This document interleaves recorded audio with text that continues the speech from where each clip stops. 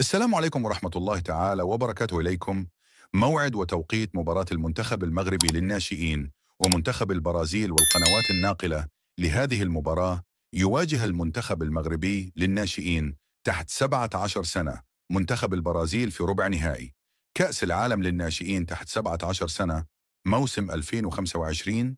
وتأهل المنتخب المغربي بعد تغلبه على منتخب مالي بحصة 3 أهداف مقابل هدفين، بينما تأهل المنتخب البرازيلي بعد تغلبه على منتخب فرنسا بضربات الجزاء بعد ما انتهت المباراة بالتعادل الإيجابي هدف المثلة.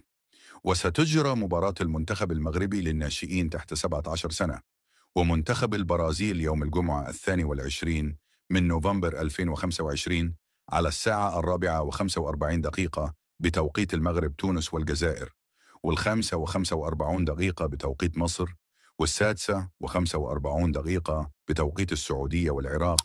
وستنقل هذه المباراة على قناة الرياضية المغربية الأرضية وقناة بين سبورت المفتوحة إن شاء الله.